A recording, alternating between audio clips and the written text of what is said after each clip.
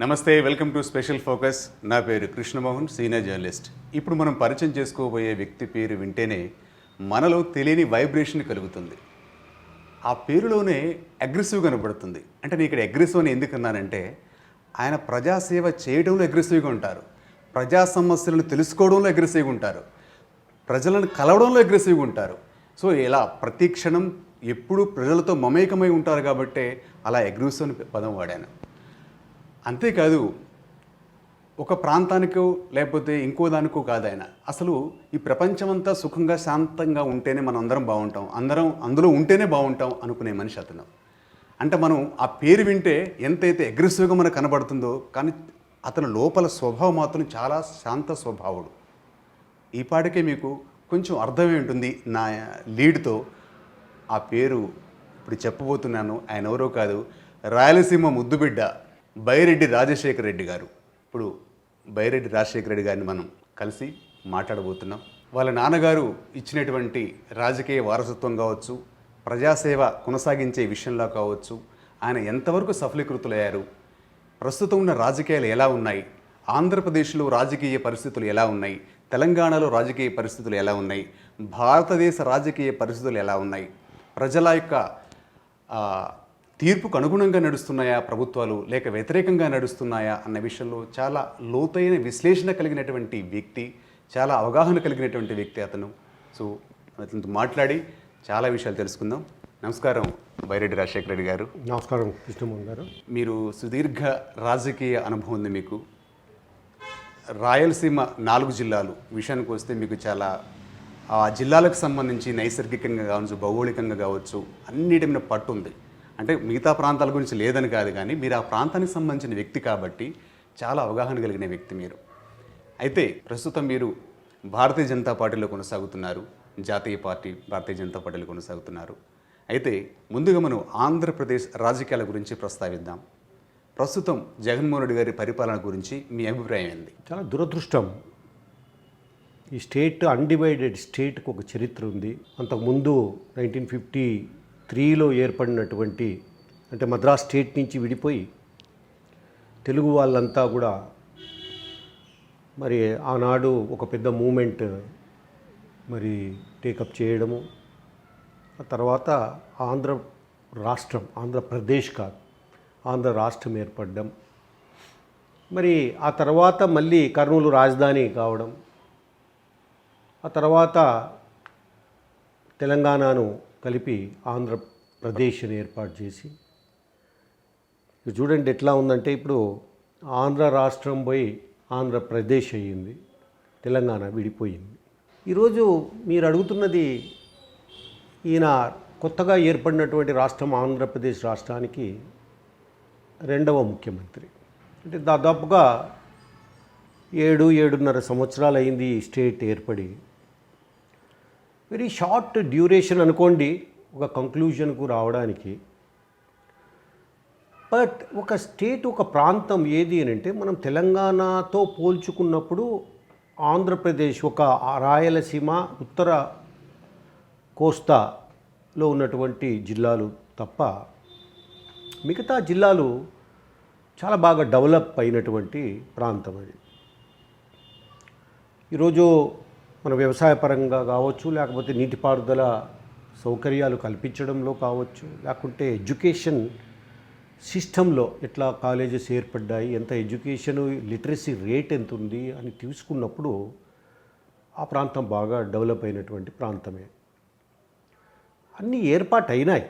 దాదాపుగా సుదీర్ఘమైనటువంటి ఒక జర్నీలో అనేక మంది ముఖ్యమంత్రులు మారారు, అనేక మంది మరి పొలిటికల్ లీడర్స్ పవర్లో ఉన్నారు. ఆంధ్రప్రదేశ్ ఒక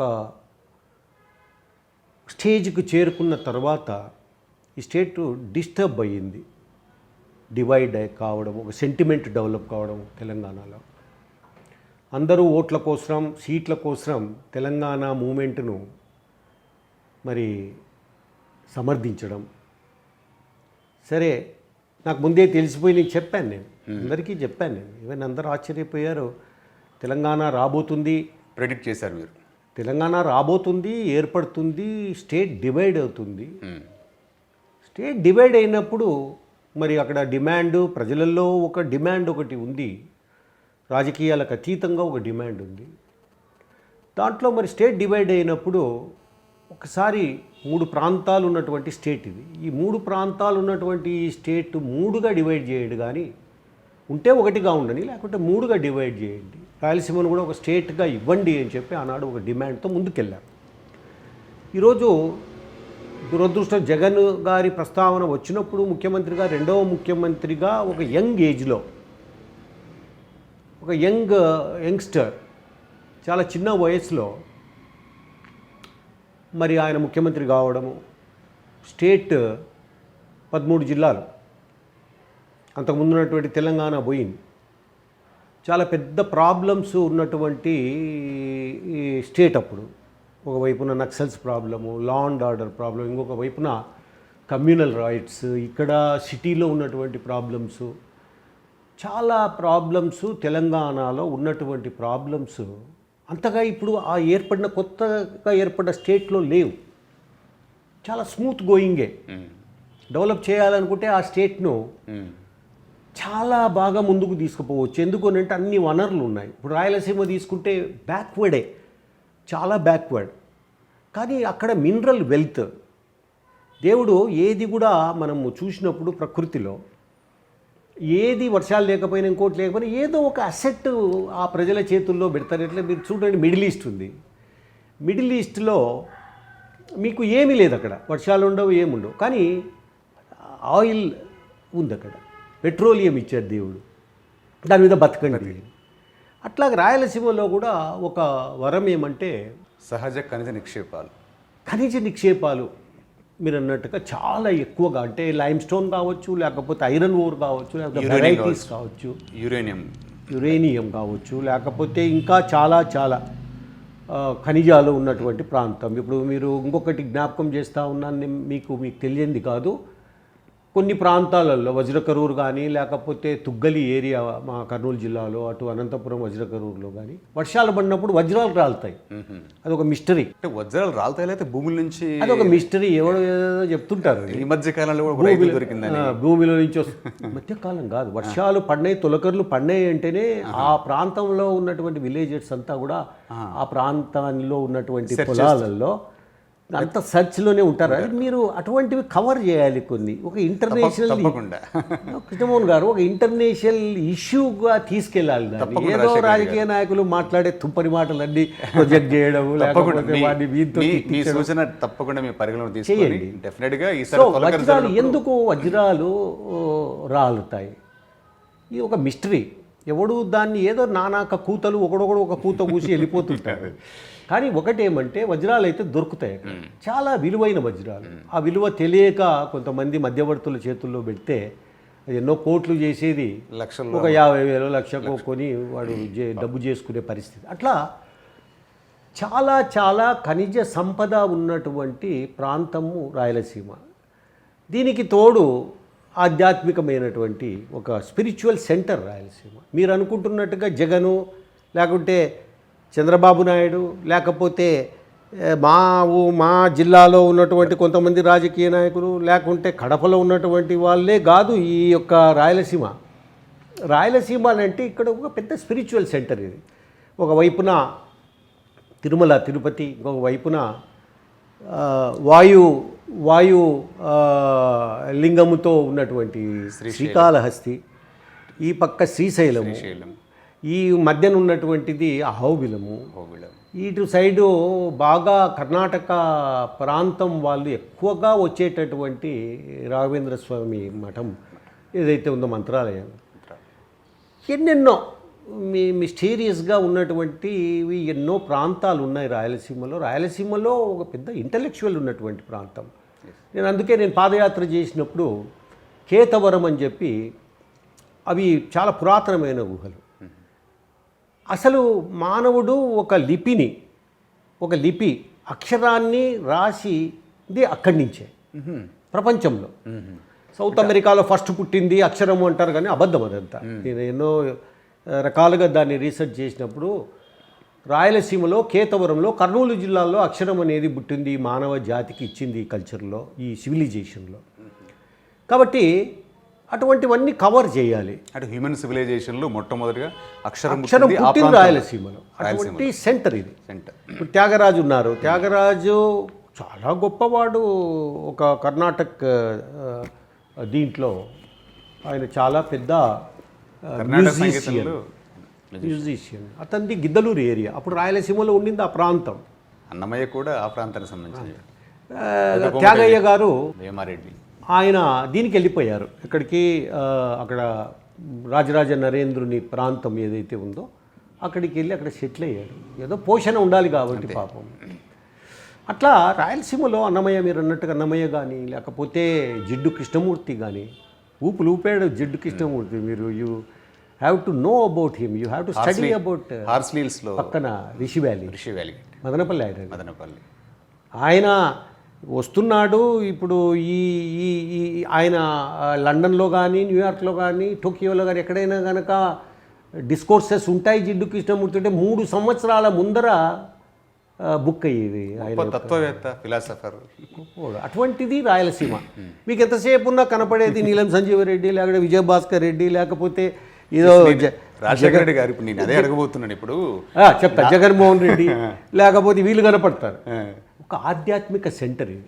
ఎట్లా ఉత్తరాఖండ్ తర్వాత మిగతావి ఎట్లా ఏ ఏరియాలకైతే ఎట్లా ఉందో అయ్యాయో అట్లాగే సౌత్ ఇండియాలో కానీ లేకపోతే భారతదేశంలోనే ఒక పెద్ద ఆధ్యాత్మిక కేంద్రము రాయలసీమ. సరే, ఇక్కడి నుంచి మనము కోస్తాకి వెళ్దాం. కోస్తాకి వెళ్ళినప్పుడు కోస్తాలో ఎన్ని వనరులు ఉన్నాయంటే అసలు చాలా దేశాలకు ఈ ప్రపంచంలో సీ కోస్ట్ లేదు. చాలా దేశాలకు ఆ సీ కోస్ట్ కావాలని కొట్లాడుతున్నటువంటివి ఆ యుద్ధాలు జరుపుకున్నారు ఆ సీ కోస్ట్ కోసం. ఈ ఒక్కొక్క దేశమైన సీ కోస్ట్ ఏ కంట్రీలో లేదు, ఏ రాష్ట్రానికి లేదు, ఈ దేశంలో. తర్వాత ఈ ప్రపంచంలో ఉన్నటువంటి ఈ ఇంత చిన్న ఏరియాకు ఇంత పెద్దగా అక్కడ ఎక్కడో తమిళనాడు దగ్గర మొదలై ఒరిస్సా బార్డర్ వరకు ఉన్నటువంటి మన ఈ కోస్టల్ లైన్ అనేది ఆంధ్రప్రదేశ్కు అత్యంత పెద్ద అసెట్. తర్వాత ఆఫ్ షోర్ డ్రిల్లింగ్ కానీ లేకపోతే ఈస్ట్ గోదావరిలో ఉన్నటువంటి మరి ఆయిల్ వెల్స్ కానీ, అదే రకంగా ఇరిగేషన్ ఫెసిలిటీస్ ప్రాజెక్ట్స్ ఎప్పుడో బ్రిటిష్ వాడు కట్టినటువంటివి, తర్వాత రాజకీయ కారణాలతో కడుతూ ఉన్నటువంటివి నిలిచిపోయినవి, కట్టాలి అని చెప్పి ఊరికే హంగామా చేసినటువంటివి. ఆ కాటన్ కానీ వాళ్ళంతా ఏదో రాజకీయంగా ఓట్లు వేసేదానికోసం కట్టలే, బతుకు తెరువును మెరుగుపరిచేదానికి కట్టారు వాళ్ళు, కరువును పారదోలే దానికి కట్టారు. అట్లా ఒక చిత్తశుద్ధితో కట్టిన ప్రాజెక్టులు కనపడడం లేదు. ఈరోజు మనం చూస్తే శ్రీకాకుళం, అదే రకంగా Vizianagaram is a cultural centre.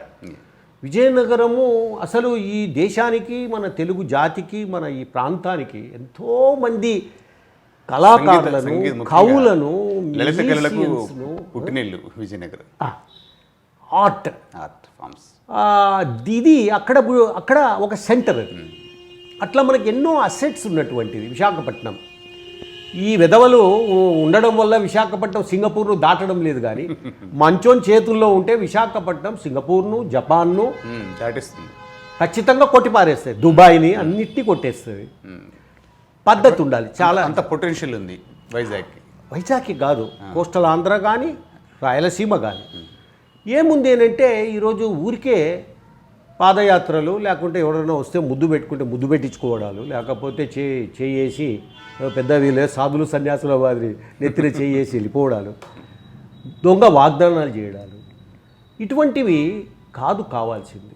First మీరు ఈ స్టేట్కు ఉన్న అసెట్స్ ఏంటి, ఈ స్టేట్కు ఉన్నటువంటి ఏ రకంగా వీటిని ఇంటర్నేషనల్ లెవెల్లో వీటిని డెవలప్ చేసి ఈ ప్రపంచానికి, మన దేశానికి మనము ఒక పెద్ద సెంటర్ చేయగలుగుతాం. కామర్స్లో కానీ, లేకపోతే ప్రొడక్షన్లో కానీ, లేకపోతే ట్రేడింగ్లో కానీ, టూరిజంలో కానీ ఏ రకంగా తీసుకెళ్ళొచ్చు అన్నటువంటి ఆలోచన ఇంతవరకు ఎవరికి పుట్టినట్టుగా కనపడడం లేదు.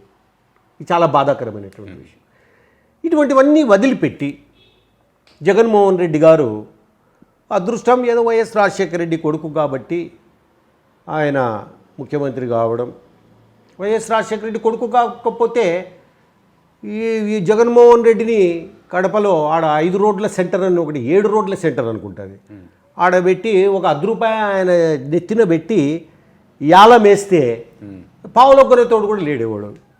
వైఎస్ రాజశేఖర రెడ్డి కొడుకు కాబట్టి ఆయనకు ఒక రికగ్నిషను ఒక ఫ్యామిలీకి వచ్చింది. అట్లాగే చంద్రబాబు నాయుడు గారు కూడా ఆయనకు రికగ్నిషన్ రావడము, ఆయనను కూడాను మరి ఇట్లనే చెప్పాలంటే ఈ కారంగా చెప్పొచ్చు, కానీ చెప్పలేకపోతున్నాయి. 19 ఏళ్ళు ఆ జెండా మోసాడు. ఎందుకంటే మీరు 2 సార్లు ఎమ్మెల్యేగా పనిచేశారు. 19 సంవత్సరాలు 19 సంవత్సరాల ఎమ్మెల్యేగా, జనరల్ సెక్రటరీగా పార్టీ ఎక్కడ సుదీర్ఘకాలం పార్టీకి సేవ ఎక్కడ బలహీనంగా ఉందో ఆ పార్టీ ఆ బలపడేదానికి ఏం చేయాలి, ఏం కథ నా చేతుల్లో. చంద్రబాబు గారితో చాలా ట్రావెల్ చేశారు కాబట్టి మీరు అనలేరు ఆ మాట.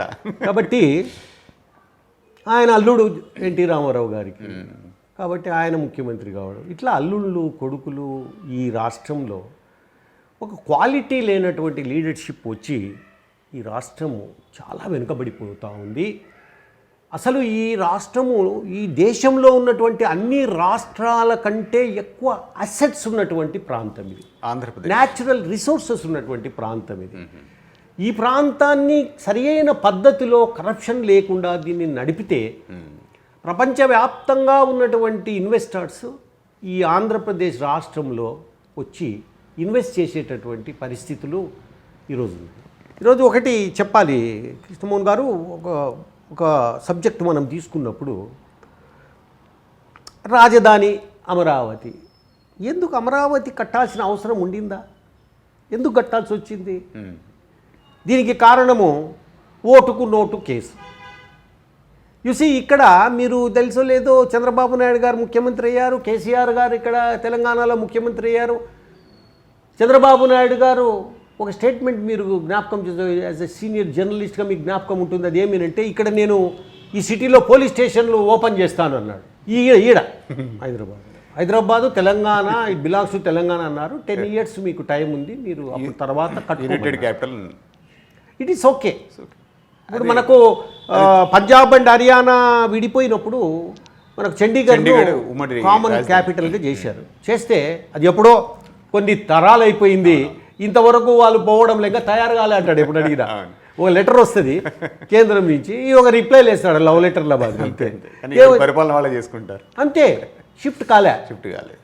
ఇప్పుడు నాలాంటి వాడు ఇంకోడు మొండోడు ఎవడో ముఖ్యమంత్రి అయ్యి ఉంటే హైదరాబాద్ 100 సంవత్సరాలు ఉమ్మడి రాజధానిగానే ఉండు, చండీగఢ్ ఎన్నాళ్ళు ఉంటుంది. ఇది కూడా ఇప్పుడు చంద్రబాబు నాయుడు తొందరపడి ఆయన ఇక్కడి నుంచి వెళ్ళిపోవడానికి కారణము కేసీఆర్ గారు నాకు బాగా కనపడింది ఏమంటే, ఆయన ముందే ప్లాన్ చేశాడు. ఎందుకంటే కేసీఆర్ గారు అన్ని రంగాలలో కొంచెం అన్నిట్లలో కొద్దిగా నేను చెప్పలేకుండా ఉన్నాను కానీ ఆల్రౌండర్. పర్లేదు సార్, చెప్పండి. బ్యాటింగ్ చేస్తాడు, ఆయన బౌలింగ్ చేస్తాడు, వికెట్ కీపింగ్ చేస్తాడు, అన్నీ చేస్తాడు ఆయన. నోటుకు ఓటు కేసు రేవంత్ రెడ్డిని పంపించాడు. ఆయన కట్టలు ఇంతలావు కట్టలు అవి ఎంత ఉన్నాయో కానీ ఆడబెట్టా, టేబుల్ మీద పెట్టి. అంత రికార్డ్ అవుతుంది. రికార్డ్ అయిన తర్వాత ఆ బల్ల ఆడించి ఫోన్లో అతను ఓటర్ను, అంటే ఎమ్మెల్సీ, ఆ ఎమ్మెల్యే కదా, ఆయన నామినేటెడ్ ఎమ్మెల్యే. సో ఆయనతో మాట్లాడుతున్నాడు, అది రికార్డ్ అయ్యింది. ఫారెన్సిక్ పంపిస్తే కూడా అది ఎస్ ఫలానో లేదని తేలింది. రేవంత్ రెడ్డి గారు ఆయన ఇరుక్కొని చంద్రబాబు నాయుడు ఇరికించుకొని లాస్ట్కు ఏం చేశాడు కేసీఆర్. ఇది చాలా సీరియస్ కేసు, ఇది ఒక పెద్ద రెప్యుటేషన్ ఉన్నటువంటి నాయకుడు చంద్రబాబు నాయుడు.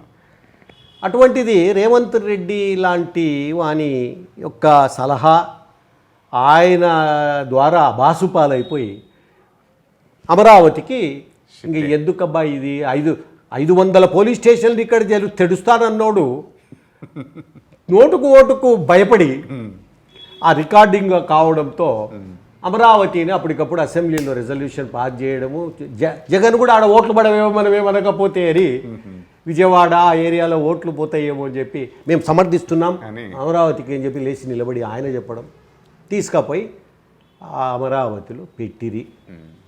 అమరావతి అటర్ ఫెయిల్ అయిపోయి జగన్ వచ్చిన తర్వాత. ఇది ఎట్లుందంటే,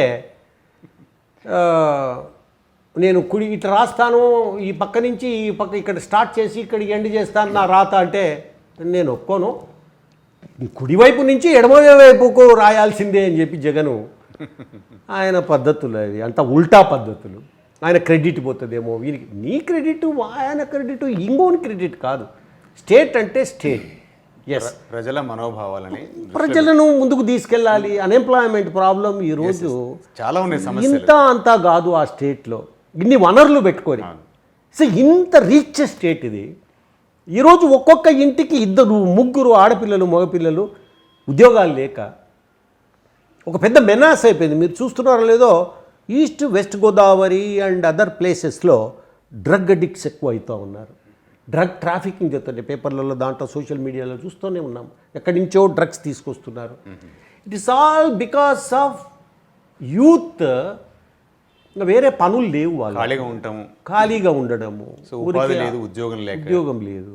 బీటెక్ చదివినోడు, ఎంటెక్ చదివినోడు, వీళ్ళంతా కూడా ఉపాధి హామీ పథకం అని ఒకటి సెంట్రల్ గవర్నమెంట్ టేకప్ చేసినటువంటి ప్రోగ్రామ్, దాంట్లోకి పన్నులకు పోవడము, అవి చాలకపోవడము, గ్యాంబ్లింగ్. ఇంకా లాస్ట్కి ఏమవుతుందనంటే, ఇంకా ఏది డ్రగ్స్కు, దానికి గ్యాంబ్లింగ్కు అలవాటు పడి, దురలవాట్లకు అలవాటు పడినోడు ఇంకా చివరికి ఏం చేస్తాడనంటే చైన్ స్నాచర్గానో, లేకపోతే ఒక ఏదైనా యాంటీ సోషల్ యాక్టివిటీస్లో పాల్గొనే పరిస్థితి. అట్లా బర్స్ట్ పట్టించారు ఈ స్టేట్ను. ఇంత రిచ్ స్టేట్ ఇది. నువ్వు సరి అయిన పద్ధతి పోతే it is 100 times richer than your Singapore. మరి ఇంత పొటెన్షియల్ ఉన్నటువంటి ఈ ఆంధ్రప్రదేశ్ రాష్ట్రాన్ని మరి ఎందుకు సుపరిపాలన అందించలేకపోతున్నారు మీరు?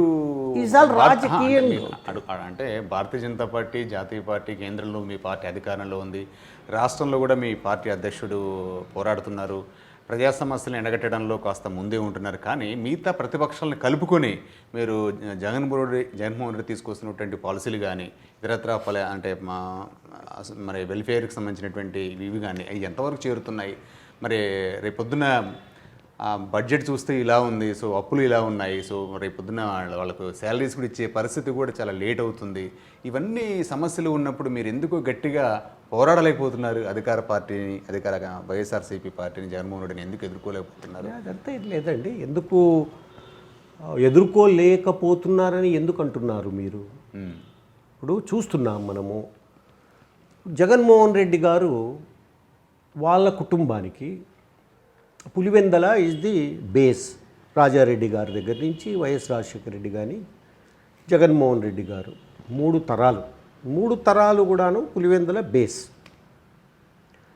పులివెందలలో రాజకీయము, అక్కడ ఉన్నటువంటి హిస్టరీ, అక్కడ ఉన్నటువంటి మనము ఒక్కొక్క స్టేజ్ బై స్టేజ్ చూసుకుంటూ వస్తే తిరుగు లేకుండా చేసుకున్నారు అక్కడ.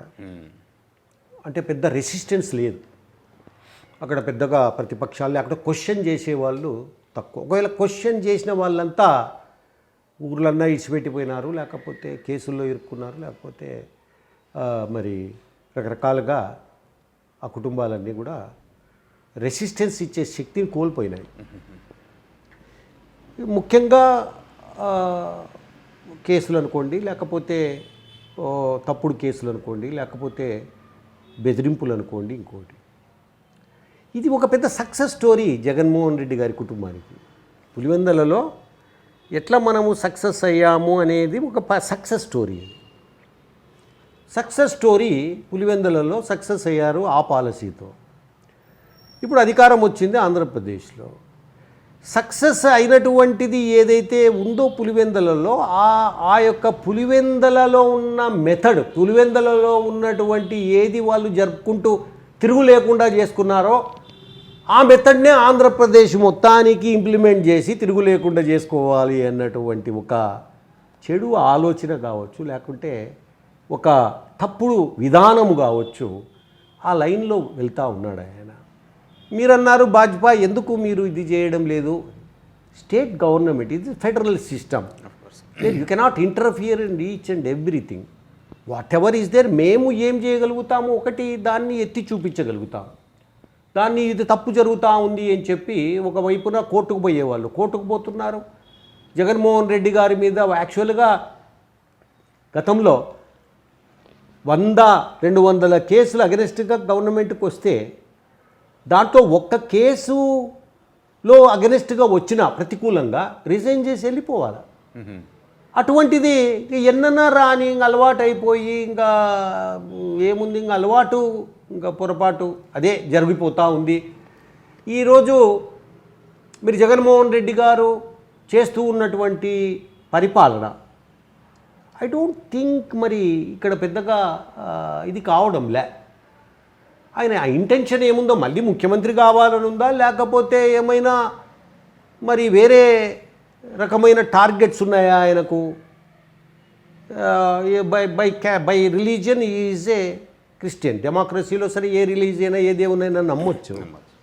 బట్ ఆయన ఇంటెన్షన్ ఏమన్నా వాటికన్ సిటీలో ఉన్న పోపు ఆయన ముసలోడైనాడు, ఆయన పోయినాక 26 గుచ్చులాడేదో ఏమో తెలియదు. అన్నీ కూడాను కొద్దిగా బ్యాలెన్స్డ్గా వెళ్ళడంలే. Is not going in a balanced where ప్రజలు అందరూ ఇప్పుడు ఎలక్షన్స్ వరకు రాజకీయాల వరకే మన ప్రత్యర్థులు. వన్స్ మీరు వచ్చిన తర్వాత గవర్నర్ దగ్గర ప్రమాణం చేస్తారు. మీరు ప్రమాణం చేసి ఏం చెప్తారు? గవర్నర్ దగ్గర ప్రమాణాన్ని ఒకసారి చదవండి. మీరు రాగద్వేషాలకు అతీతంగా నేను పరిపాలన అందిస్తానని చెప్పి దేవుని సాక్షిగా ఆత్మసాక్షిగాను ఏదో ఒక ప్రమాణం చేస్తారు. మీరు చేసినప్పుడు ఇక్కడ ఎక్కడుంది చెప్పండి? జగన్మోహన్ రెడ్డి గారు చేసిన ప్రమాణం, ఇప్పుడు జరుగుతూ ఉన్నటువంటి పరిపాలన రాగద్వేషాలకు అతీతంగా కాదు, రాగద్వేషాలతో జరుగుతూ ఉన్నటువంటి పరిపాలన. దీంట్లోనే వెనకబడిపోతున్నాం. ఈరోజు మీరన్నారు మరి బీజేపీ ఏం చేస్తూ ఉంది, భాజపా మీరు ఏం చేస్తున్నారు? ఒక ఫెడరల్ సిస్టంలో కొన్ని లిమిటేషన్స్ ఉన్నాయి. ఇవి వెంటనే మేము రద్దు చేసి ప్రెసిడెంట్ రూల్ పెట్టనీకి లేదు. లేకపోతే మరి ముఖ్యమంత్రి గారికి ఆయనకు ప్రతిసారి ఇంటర్ఫియర్ అయ్యి గవర్నర్తో అన్నీ రిజెక్ట్ చేసి పంపిణీకి వీలు లేదు. ఈరోజు మెజార్టీలో ఉన్నారు వాళ్ళు. సీట్స్ అయితే బాగా సంపాదించుకున్నారు. కొన్ని సీట్లు మాత్రమే మా రాయలసీమలో చూడండి 3 సీట్లు వచ్చినాయి. 3 సీట్లలో చంద్రబాబు నాయుడు ఒకడు, మన పయ్యావుల కేశవ్ ఒకరు, ఆయన బావమరిది బాలకృష్ణ ముగ్గురు, హిందూపురం ముగ్గురు ఒకటే సామాజిక వర్గం వాళ్ళు రాయలసీమలో గెలిచినారు. మిగతా వాళ్ళంతా అవుటు. జేసీ దివాకర్ రెడ్డి లాంటి వాళ్ళు కూడా ఒక హవా, ఒక వ్యతిరేకత.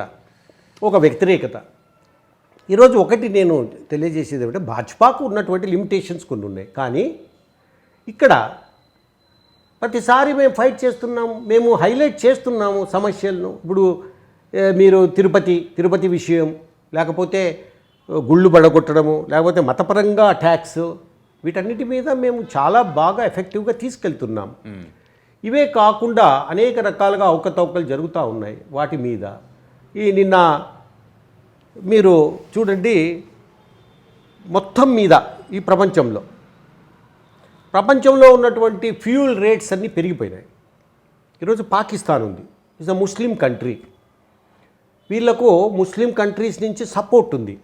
అయినప్పటికీ అక్కడ ఒక లీటరు ఈరోజు పెట్రోల్ 143 రూపాయలు, 143 రూపాయలు పెట్రోల్ పర్ లీటర్ పాకిస్తాన్లో. శ్రీలంకలో చెప్తే ఇంకా మనం ఘోరం. మొన్న మా మోడీ గారి గవర్నమెంట్ డీజిల్ మీద ఒక 10 రూపాయలు 5 రూపాయలు పెట్రోల్ మీద తగ్గించారు. మీరు చూసుకోవాలి, ఎంతో అప్పుల పాలు చేసిపోయినారు. అన్ని అప్పులే, ఈ దేశానికి అప్పులు పెట్టిపోతే అవన్నీ తీర్చుకుంటూ ఒక మర్యాద కాపాడుతూ వచ్చారు, తగ్గించారు. దీంట్లో ఏముందంటే పెట్రోల్లో ఎక్సైజ్ డ్యూటీ ఒకటి ఉంది, స్టేట్ ట్యాక్సెస్ ఉన్నాయి.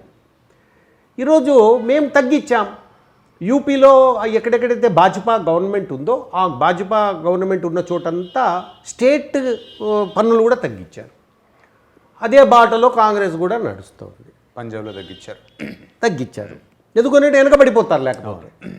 కానీ ఇక్కడ ఎట్లా ఉందనంటే, ఇక్కడ తగ్గియలేకపోతున్నారు. ఎందుకు అనంటే తగ్గియడు. ఎందుకో ఎవరు కనపడినోడి కన్నా డబ్బులు ఇచ్చుకుంటూ పోతుంటే ఇంకా ఎక్కడి నుంచి తగ్గిస్తాడు? రేపు డబ్బులు తిన్నంతసేపు జై జగన్ జై అంటారు. కానీ ఎప్పుడైతే స్టాప్ అవుతాయో వాళ్ళేది అంటారు. అలవాటు పడినోడు. వీళ్ళ సైకాలజీ అర్థం కావడం లేదు. నువ్వు 10 రూపాయలు ఇచ్చాకాడ 20 రూపాయలు లేకపోతే 100 రూపాయలు ఇచ్చినప్పుడు జై అంటారు. కానీ నువ్వు ఇస్తున్న 10 రూపాయలు అక్కడి నుంచి తెచ్చి ఇక్కడి నుంచి తెచ్చి చేసి చివరకు ఇవ్వకపోతే చాలా పెద్ద రియాక్షన్ వస్తుంది. ఈరోజు ఇక్కడ ఫ్యూయల్ రేట్స్ తగ్గించకపోవడానికి కారణం మీ దగ్గర డబ్బు లేదు. నీకున్నదే డబ్బు ఆమ్దాన్ని అట్టానే ఖర్చా రూపాయ, ₹10 రెవెన్యూ, ఖర్చు రూపాయి ఉంది. అప్పులు చేశావు. ఈరోజు జీతాలు ఇచ్చే పరిస్థితి లేదు, డిలే అవుతూ ఉంది జీతాలు ప్రతి నెల, గోల. ఈరోజు ఉద్యోగస్తులకు జీతాలు లేకుండా పోతూ ఉన్నాయి. అదే రకంగా ఈరోజు మనకు అనేక రకాలైనటువంటి ఇంకా డెవలప్మెంట్ అయితే స్టాండ్ స్టిల్ అయిపోయింది. వేసిన రోడ్ల మీద గుంటలు పడితే వాటిని ఇంత మట్టి వేసేటటువంటి ఫండ్స్ కూడా లేవు. నేను ఒకటి చెప్తున్నాను, మీరు రాసి పెట్టారు, right it on the wall. YSRCP నుంచి సర్పంచులుగా లోకల్ బాడీస్లో ఎన్నికయ్యారు, ఎమ్మెల్యేలు కూడా అయినారు అనుకోండి. ఈ పార్టీ వాళ్ళ చేతుల్లోనే ఖతమవుతుంది చూడండి. ఎందుకంటే ఒక పని జరగడం లేదు, ఒక బిల్లు రాలేదు, due to lack of funds. ఏదైనా ఉంది అంటే అది ఉపాధి హామీ పథకంలో వచ్చేటటువంటి ఫండ్స్తో కట్టేది, పేరు రాసుకునేది దాని మీద, అది సెంట్రల్ గవర్నమెంట్ ఇచ్చే సెంట్రల్. ఇవన్నీ ఈరోజు అనేక రకాలుగా. రెడ్డి గారు, మరి ఇంత జరుగుతున్నా కూడా మరి జగన్మోహన్ రెడ్డి గారు ఎందుకు ఆలోచించలేకపోతున్నారు అంటే ఓన్లీ సంక్షేమ పథకాలని ప్రజలకు చేరవేయడంలో మీనే ఎక్కువగా దృష్టి పెట్టినట్టు అనిపిస్తుంది. మరి వ్యవసాయ రంగం కానీ, విద్యారంగం కానీ, ఉపాధి కల్పించే విషయంలో కావచ్చు, ఉద్యోగాల కల్పనలో కావచ్చు, ఇవన్నీ ఆలోచించి మరి ఎందుకు ముందడుగేయలేకపోతున్నారు? మరి కారణం ఆయన బిలీఫ్ అంతా ఏమేనంటే, ఆయన నమ్ముతున్నది ఈ సంక్షేమ పథకాలు బతికిస్తాయని. సంక్షేమ పథకాలు బతికిస్తాయి, ఫైన్, యాక్సెప్ట్. అర్హులైన వారికి ఖచ్చితంగా సంక్షేమ పథకాలు అందాలి. బట్ ఇక్కడ ఏమవుతా ఉందనంటే, సంక్షేమ పథకాలతోనే మేము అధికారంలో ఉండాలి కలకాలము అన్నటువంటి ఒక రాంగ్ పాలసీలు ఏమైపోతా ఉందంటే, hard and money, it is tax payers money. చాలా ఇబ్బందులతో ఉన్నటువంటి ఈ స్టేట్లో సంక్షేమ పథకాలతో అంతా ఆగం చేసి లేజీగా అందరినీ కూడా ఈరోజు పని చేసేవాడిని కూడా పని చేయకుండా పెట్టారు. ఈరోజు ఎవడు బయటికి రావడం లేదు. ఇప్పుడు మీకు సిమెంట్ రేటు పెరిగిపోయాయి, ఐరన్ రేటు పెరిగిపోయింది, ఇసుక దొరకదు, వైన్ షాప్స్ అన్నీ కూడాను క్యాప్చర్ చేసి పారేసింది స్టేట్ గవర్నమెంటే. అంత లిక్కర్తో అంత మొత్తము కూడాను ఒక అండర్స్టాండింగు, ఆ లిక్కర్తో అండర్స్టాండింగ్లో మొత్తము మధ్యవర్తులే కొట్టి పారేస్తున్నారు. ఈరోజు ఎంత రానంటే, మీరు ఒకసారి మీరు వెళ్ళి, మీకు చెప్తున్న కృష్ణమోహన్ గారు, అవసరమైతే నేను కూడా మీతో వస్తాను, సండే కానీ లేకుంటే హాలిడే ఆర్ అదర్వైజ్ మాకు రాయలసీమలో ఏమవుతుందంటే, రేపు దీవాళీ అయిపోయిన తర్వాత కలిపండగ అని చేసుకుంటాం. కలిపండగ ఆచారం. ఇప్పుడు దసరా అయిపోయిన తర్వాత, దసరా నాడు మాంసం గింసం ఏంటంటే తెలంగాణలో తింటారు కానీ మా ఏరియాలో తినరు. మరునాడు కలిపండగ అంటాం. మీరు ఒక్కసారి వచ్చి మీరు అదంతా కూడా, నేను ఎందుకంటే మీరు ఇంకా కొంచెం మీ ఛానల్ పికప్ కావాలని చెప్తున్నా. ఈరోజు అలంపూర్ ఉంది, ఇక్కడ కర్నూలుకు దగ్గర, తుంగభద్రకు అవతల రాయలసీమ కర్నూలు జిల్లా, యువతల మహబూబ్ నగర్, ఇది జోగులాంబ, గద్వాల జోగులాంబ జిల్లా. అల్లంపూర్ ఉంది, అల్లంపూరు దగ్గర అక్కడ చౌరస్తా అంటారు దాన్ని, అక్కడ వైన్ షాపులు ఉండేవి. సండే కానీ లేకపోతే హాలిడేస్లో అసలు మీకు ఈ సమ్మక్క ఈ జాతరలు కూడా పనికిరావు అంతమంది. ఎందుకు? ఇప్పుడు కర్నూలులో అవతల అది 300 రూపాయలు ఉన్నది, ఇక్కడ 100నే. వాడంటాడు 300 పెట్టినా ఈడ కైపెక్కడం లేదు, ఆడ 100, ఆడ 300 ఎంత తక్కువ పెట్టి కొన్నా కూడా ఆడ బాగుంటుంది. ఫస్ట్ పట్టించారు. ఇదంతా తెలిసి కూడా పక్క రాష్ట్రంలో ఉన్నటువంటి రేటు ఇక్కడ రేటుకు సంబంధం లేకుండా పెడితే ఏ రకంగా నువ్వు రాష్ట్రాన్ని నడుపుతున్నావో తెలుసా? లేదు, ప్రొహిబిషన్ పెట్టేసే. నువ్వు చెప్పింది ప్రొహిబిషన్ లేదే, డైరెక్ట్ అదే పెట్టేస్తే బెటర్ అనిపిస్తుంది. ఎక్కడుంది ప్రొహిబిషన్? మర్చిపోతివి. మహిళలకు ముద్దులు పెట్టుకొని చెప్తివి ప్రొహిబిషన్, నేను ప్రాణ నిషేధము, అందరినీ కాపాడుతానని. ఏది అంచలంచలుగా చేస్తానని ఫస్ట్ అంటే, లాస్ట్కు గవర్నమెంటే ఈరోజు ఏమైపోయిందంటే, ఒక షాపులో వాడు అమ్మకానికి ఎవరినో పెట్టారు, పాపం కానిస్టేబుల్ కూడా అమ్ముతున్నారు. పాపం ఏం చేస్తావు, ఎక్సైజులు వాళ్ళు ఉద్యోగాలు చేరింది ఎందుకు, షాప్లో కూర్చొని అమ్ముతారా వాళ్ళు. ఈ లాస్ట్కు ఏమైపోయిందనంటే, ఒకడు ప్రైవేట్ వాళ్ళని కూడా పెట్టారు.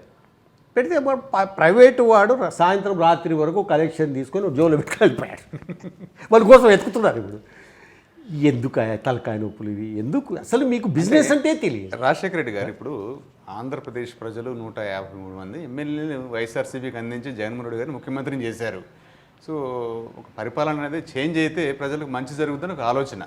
చంద్రబాబు నాయుడు గారు ఇచ్చాము, ఇప్పుడు యునైటెడ్గా ఉన్నప్పుడు ముఖ్యమంత్రిగా ఉన్నారు, తర్వాత విడిపోయిన తర్వాత ముఖ్యమంత్రిగా ఆయనకి ఛాన్స్ ఇచ్చాం, సో ఇతన్ని కూడా చూద్దాం రాజశేఖర గారి అబ్బాయి అని చెప్పేసి ఇచ్చారు. సో మరి ఆ రాజశేఖర రెడ్డి గారు ఉన్నటువంటి ఆ క్రెడిబిలిటీ ఏదైతే ఉందో కోర్స్ అదే తప్పు చేశారు. సో మరి తప్పు ప్రజలు చేశారు. ఈ విధంగా పరిపాలన ఉంటే నెక్స్ట్ 2024లో మరి ప్రజలు ఆయనకు దూరం అయ్యే అవకాశం ఉంటుంది కదా. అవకాశం కాదు, అసలు ఆయన వచ్చే ప్రసక్తి లేదు నెక్స్ట్. ఎందుకంటే ఇప్పుడు మీరు చూడండి, ఒకటి ఫర్ ఎగ్జాంపుల్ ఒకటి చెప్తాను మీకు, ఒక ఇన్సిడెంట్. జెన్కో ఉంది, ఏపీ జెన్కో. సో పవర్ఫుల్ ఇదేది, చాలా ఆదాయము ఉన్నటువంటి ఒక సంస్థ.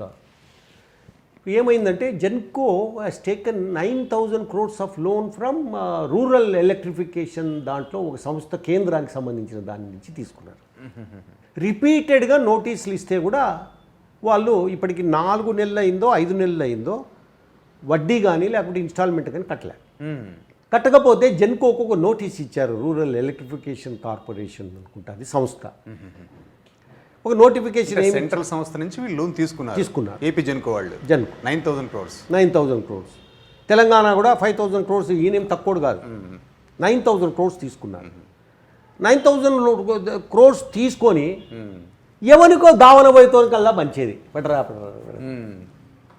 ఈరోజు ఈ రకంగా ఇదేం దాన ధర్మాలు కాదు. కర్ణుడు ఏమే లాస్ట్కు, కర్ణుడు కవచకుడలాలు కూడా తీసి దానం చేస్తే చివరకు ఏం జరిగిపోయా కర్ణుని కథ, రక్షించడానికి ఎవడు లేకుండా అయిపోయా. అట్ట పోతున్నాడు ఈయన. దాన వీర సూర కర్ణ ఎన్నిసార్లు చూసినాడో కానీ సినిమా బాగా ఎక్కినట్టుంది ఈయనకు. అన్ని దానాలే. దానం ఎవడా నీకు కేర్ చేసేది? దానాలు ఇస్తే నీకు ఓట్లు పడతాయా? ఇప్పుడు ఈరోజు ఏమైపోతుంటే జెన్కోకు నోటీస్ ఇచ్చారు. Very very very serious matter ever happened in the independent ఇండియాలో. ఏమని ఇచ్చారంటే, మీరు కట్టడం లేదు కాబట్టి మీ యొక్క సంస్థను నాన్ పర్ఫార్మింగ్ అసెట్ అని చెప్పి డిక్లేర్ చేశారు. నెక్స్ట్ లోన్ ఎవరిగా ఎన్పిఏ ఒక జెన్కో ఎన్పిఏ అయిందంటే మీరు చూడండి ఇప్పుడు ఏమవుతుందంటే, ప్రమాదం ఏముందంటే, ఈరోజు మీరు కనుక కట్టకపోతే ఈ సంస్థను టేక్ ఓవర్ చేస్తుంది ఆ సంస్థ సెంట్రల్ గవర్నమెంట్కి సంబంధించిన సంస్థ చేసి జెన్కో నీకు సంబంధం లే. ఇంతకంటే అవమానం ఇంకా ఏమైనా ఉంది? ఇంతకంటే మిస్మేనేజ్మెంట్ ఏమన్నా ఉందా? కరెంటు ఛార్జీలు పెంచితివి. బ్యూరోక్రాట్స్ ఏం చేస్తున్నారు? జగన్మోహన్ రెడ్డి గారు ఇప్పుడు పరిగెత్తారు ఢిల్లీకి. నిన్ననో మొన్ననో ఢిల్లీలో ఉన్నారు అందరు, హోటళ్ళల్లో వాళ్ళే ఏమవుతుందో అని. దీస్ ఆర్ ద థింగ్స్ ఏమి జరుగుతున్నాయనంటే, ఈ రకమైనటువంటి mismanagement, I can say it is a mismanagement, total mismanagement స్టేట్లో. ఇదేదో పెద్ద అడ్మినిస్ట్రేషన్ లోపము కానీ లేకపోతే ఆయన పరిపాలన అని కానీ నేనైతే అనడం లేదు. కానీ వీళ్ళంతా చంద్రబాబు నాయుడు ఒక పెద్ద CEO, ఇంకో కంపెనీకి CEO జగను.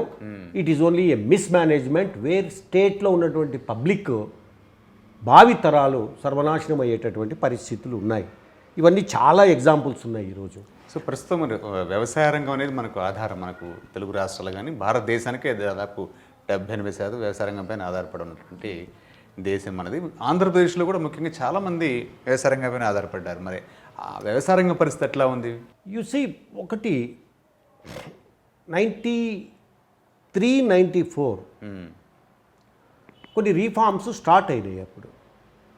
స్టార్ట్ అయినప్పుడు పివి నరసింహరావు గారి గవర్నమెంట్, మన్మోహన్ సింగ్ గారు అప్పుడు ఫైనాన్స్ మినిస్టర్గా ఉన్నారు. అప్పుడే గవర్నర్ రిజర్వ్ బ్యాంకు ఉండి ఆ తర్వాత ఆయన క్యాలిబర్ చూసి ఆయన ప్రధానమంత్రిగా ఉంటూ మన్మోహన్ సింగ్ గారిని చేశారు.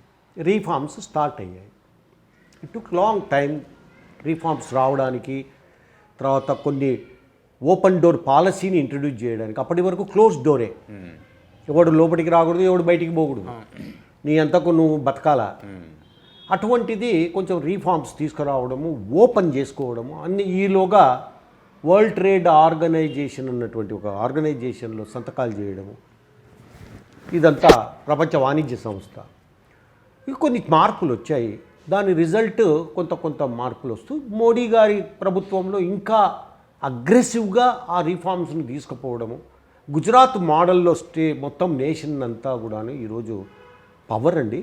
మీరు జ్ఞాపకం పెట్టుకోండి కృష్ణమోహన్ గారు, మీ ఊర్లో కానీ మీ ఇంట్లో కానీ నడి సమ్మర్లో ఎండాకాలంలో కరెంట్ ఉండేది కాదు. చెమటలు పోసో బయట ఎక్కడో పైన రూఫ్ మీద పోయి పడుకునే వాళ్ళం.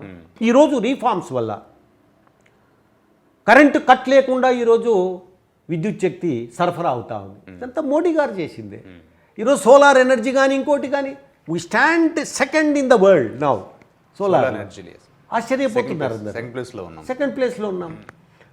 So many reforms, so many achievements, so many డిఫెన్స్లో కానీ లేకపోతే ఇంకోటి కానీ. ఈరోజు జగన్మోహన్ రెడ్డి గారు ఎంత సముద్రంలో ఈ దేశాన్ని చూసినప్పుడు ఒక డ్రాప్ ఇన్ ద ఓషన్ అంతే, అటువంటిది పాడు చేస్తున్నాడు ఈ స్టేట్ను. ఏదో ఏం మాట్లాడతాడు ఆయన. అడ్వైజర్స్ ఎవరో ఉన్నారు, ఆ అడ్వైజర్స్ నుంచే చెడిపోతున్నాడు ఆయన. సలహాదారులు సరిగ్గా లేనట్టున్నారు. ఆయన ఆడిటరు, ఆయన కంపెనీలకు ఆడిటరు విజయసాయి రెడ్డి గారు. ఆయన ఆడిటర్గా ఉంటూ ఆయన ఎక్స్పీరియన్స్ ఏంటి? ఆయన ఏదో ట్యాక్సులు ఎగ్గొట్టేటటువంటి ఒక అడ్వైజ్ ఇస్తాడు, లేకపోతే రిటర్న్స్ ఫైల్ చేస్తాడు. కానీ వేరే ఏం అడ్వైజ్? ఈరోజు రాజ్యసభ ఇచ్చారు ఆయనకు. ఆయన అడ్వైజ్ ఏంటంటే విశాఖపట్నంలో కూర్చుంటాడు ఆయన. ఇంకా విశాఖపట్నంలో ఇంకా అంత చక్రం తిప్పుతున్నాడు ఆయన. ఆయన స్టేట్మెంటు ఏం స్టేట్మెంట్స్ ఇస్తాడు ఆయన? ఈ స్టేట్కు ఏమైనా బాగుపడే స్టేట్మెంట్స్ ఇస్తున్నాడా? ఎంతసేపు నా కోర్టు కేసులు అవి ఇవి తప్ప వేరే ఏం లేదు. ఈరోజు జగన్మోహన్ రెడ్డి గారు కేసులో ఏదో ముఖ్యమంత్రి కాబట్టి కేసులకు రావడం లేదు, వాయిదాలకు. ఇవన్నీ కూడా స్టేట్లో చాలా ఈకారంగా, అంటే మేము రాయలసీమ భాషలో చెప్పాలంటే ఈకారంగా తయారయ్యింది. ఆక్వర్డ్ పొజిషన్లో ఉంది స్టేట్. ఒకవైపున ముఖ్యమంత్రి గారు కేసులు, ఇంకొక వైపున వాయిదాలు, ఇంకొక వైపున అప్పులు, ఇంకొక వైపున లా అండ్ ఆర్డర్ ప్రాబ్లం, ఇంకొక వైపున తప్పుడు కేసులు, కోర్టులు మొట్టికాయ కొట్టడము, ప్రతిరోజు మొట్టికాయనే. గట్టికి కొట్టడంలో ఎందుకో కోర్టు కూడా గట్టికి కొడితే మాత్రము చాలా పెద్ద ప్రమాదకరంగానే ఉంది. ఇంకా అదే కాకుండా ఈరోజు చూడండి కేసులు. అదే కృష్ణ గారు ఒకటి చెప్తున్నాను నేను, నా పర్సనల్ విషయము చెప్పండి. కోవిడ్ చాలా కర్నూలు ఫస్ట్ ప్లేస్లో ఉండింది. ఇక్కడ కేసెస్ కానీ, నంబర్ ఆఫ్ కేసెస్ కానీ, లేకపోతే డెత్స్ కానీ, కోవిడ్ ఫస్ట్ వేవ్లో అక్కడ నేను ఒక లెటర్ రాశాను ప్రధానమంత్రి గారికి, ప్రధానమంత్రి ఆఫీస్కు, ప్రధానమంత్రి గారికి ఒక లెటర్. ఏమని రాశానంటే, ఇక్కడ ఉన్నటువంటి యంత్రాంగము లేకపోతే ఇక్కడ ఉన్నటువంటి ప్రజాప్రతినిధులు సరిగ్గా పనిచేయడం లేదు, అవగాహన లేదు. దయచేసి మీరు ఒక సెంట్రల్ టీమ్ను ఇక్కడికి పంపించి పర్సనల్గా మీరు దాని మీద మానిటర్ చేసి ప్రజల ప్రాణాలు రక్షించండి అని చెప్పి ఒక లెటర్ రాశాను. దాంట్లో కొంత కలెక్టర్ గారు ఇట్లా జరిగింది, అక్కడికి హాస్పిటల్కు మర్కజ్ నుంచి వచ్చినటువంటి వాళ్ళకు హాస్పిటల్లో చూపించారు. అక్కడ ఉన్న లోకల్ ఎమ్మెల్యే గారు కూడాను కొంతవరకు ఫ్రీగా తిరగడము, లేకపోతే ఈ కోవిడ్ స్ప్రెడ్ కావడంలో కంట్రోల్ చేయకుండా ఫెయిల్ అయిపోయే పరిస్థితి ఉంది, మీరు సెంట్రల్ టీంను పంపించి ఆదుకోండి అని ఒక లెటర్ రాశారు. నేను I'm a citizen of India. ప్రజా సంక్షేమం కోసం మీరు ఒక ప్రజల ప్రాణాలు ముఖ్యం నాకు. నేను లెటర్ రాస్తే నా మీద కేసు పెట్టారు. ఆ లెటర్ను ఎవరో నాకు తెలియదు, ఎవరో సోషల్ మీడియాలో పెట్టారు. పెడితే పెట్టకూడదంట. ప్రధానమంత్రికి లెటర్ రాయకూడదా? What is this? What is going on in this state? ఏమనుకుంటున్నాడు జగన్మోహన్ రెడ్డి గారు? ఏమనుకుంటున్నారు ఆయన? సిఐడి కేసు నా మీద, సిఐడి దీంట్లో నా మీద పెడతాడా? నా మీద కేసా? నేను ప్రధానమంత్రికి లెటర్ రాసి నా మీద కేసా? అందులో తప్పే ఉంది. అరే నువ్వే స్టేట్ ఏమనుకుంటున్నావు? నువ్వు రైట్స్ అంటే ఏమనుకుంటున్నావు? నువ్వు ఫండమెంటల్ రైట్స్ అంటే ఏమనుకుంటున్నావు? ప్రజల ప్రాణాలంటే ఏమనుకుంటున్నావు? మీకంటే ఎక్కువ చిత్తశుద్ధి ఉండేవాడిని ప్రజలను ప్రాణాలు కాపాడేదానికి. నా ప్రాణాలు అర్పించైనా మా ప్రజల ప్రాణాలు కాపాడేటటువంటి చిత్తశుద్ధి నా దగ్గర ఉంది. అందుకే లెటర్ రాశా. నేను లెటర్ రాసినందుకు మిమ్మల్ని తప్పుబట్టి దాని మీద నా మీద సిఐడి కేసు పెడతారా? ఇది జరుగుతూ ఉంది స్టేట్లో. ఎవడు మాట్లాడకూడదు. కొంతమంది తిక్క మాటలు మాట్లాడుతున్నారు. ఆయన గుడివాడ అంట ఎమ్మెల్యే, మంత్రిగా ఉన్నాడు ఆయన, Nani. Let him watch his tongue. What is going on? ఎంత అవమానకరం. దానికి తోడు తెలుగుదేశంలో కూడా తక్కువలేరు. ఆయన మొన్న తిక్క మాటలంతా మా రాయలసీమ తిట్లు తిట్టిపాయ. పేరు ఏదో ఉంది ఎమ్మెల్యేది, తెలుగుదేశం. చాలా బాగున్న కింగ్ కాంగ్ మాది ఉన్నాడు మనిషి ఏమో. ఈ ఇవి కాదు రాజకీయ language what is going on? Decency ఉందా? అసెంబ్లీలో చర్చలు జరుగుతున్నాయి, ఏమన్నా ఉందా క్వాలిటీ? ఎన్ని సమస్యలు తీసుకురావాలండి? కొడాలి నాని గారికి నాకు పరిచయం కూడా లేదు, కానీ నేను చెప్తున్నా, you mind your tongue, all of you mind your tongues first. ఎవరైనా ఏ పార్టీలో ఉన్నా సరే మనం వాడే భాష కొంచెం మరి పిల్లలు చెడిపోతారా నాయన? ప్రయోజనకరంగా ఉండాలి. మరి పిల్లలు నెక్స్ట్ జనరేషన్ చెడిపోతారా మీ మాటలు? బోషిడీకే అంటే నేర్పిస్తున్నారు పిల్లలకందరూ, ఏంటంటే బోషిడీకే వాట్ ఈస్ గోయింగ్ ఆన్? ఆ మాట అన్న తర్వాత యూట్యూబ్లో ఆ పదానికి కొన్ని వేలు లక్షలు ఏంటిది? మీరేం పిల్లలను చెడగొట్టనీకి తయారైనారా మీరు? మీ లాంగ్వేజ్ ఏమనుకుంటున్నారు మీరు? ఎంతమంది మీద ప్రభావం పడుతుంది అది? ఒకడు వస్తాడు, బోషిడీకేకు మీనింగ్ ఇది అని చెప్తాడు, వాడు వీడు పెద్ద పండితుని మాదిరి, ఈ తిట్ల మీద వీడు పండితుడు, వాడు ఒకటి ఎక్స్ప్లెనేషన్ ఇస్తాడు, దాని మీద వారం రోజులు మీరు కూడా అనవసరమైనటువంటి పిల్లలు చెడిపోతారు, వాళ్ళ లాంగ్వేజ్ చెడిపోతుంది. ఎంతో చక్కని లాంగ్వేజ్, తెలంగాణ లాంగ్వేజ్ కానీ, రాయలసీమ లాంగ్వేజ్ కానీ, చాలా మంచి కోస్టల్ ఆంధ్రాలో ఉన్నటువంటి లాంగ్వేజ్ కానీ, చక్కని లాంగ్వేజ్. ఎక్కడికి పోయిరో గుంటూరు మంచి విశ్వనాథ సత్యనారాయణ గారు ఎక్కడికి పోయిరో, లేకపోతే జాషువా గారు ఎక్కడికి పోయిరో, లేకపోతే వేమన గారు ఎక్కడికి పోయిరో, పెదకుమట వేమారెడ్డి ఎక్కడికి పోయిరో, వీళ్ళంతా ఇంకా కొత్తగా వేమారెడ్లు, కొత్తగా జాషువాలు పుట్టుకొస్తున్నారు ఈరోజు. అంటే కొత్త పదాలు పుట్టిస్తున్నారు వీళ్ళు. What is going on? Mind your tongues, mind your tongues for the sake of our children, future generations. Mind your tongues I'm telling. ఇష్టారాజ్యంగా వెళ్ళొద్దండి మీరు. ఇది జరుగుతూ ఉంది స్టేట్లో, దురదృష్టకరం. అందుకే నేను బాధాకరం, దురదృష్టకరం అని మొదట్లోనే చెప్పాను నేను. రాజశేఖర రెడ్డి గారు, మీరు 2012లో తెలుగుదేశం పార్టీని వీడిన తర్వాత 2013 అనుకుంటారు మీరు ప్రత్యేకంగా అంటే రాయలసీమ పరిరక్షణ సమితి అనేది ఒక ఆర్గనైజేషన్ స్టార్ట్ చేసి మీరు ఒక 4 నెలల పాటు ట్రాక్టర్ ద్వారా మీరు 4 నెలలు ఎందుకో దాదాపు 2 సంవత్సరాలు 2 సంవత్సరాలు చేశారు. నా సాక్రిఫైస్. తర్వాత మళ్ళీ బస్సు యాత్ర కూడా చేశారు, బస్సు యాత్ర, పాదయాత్ర చేశారు.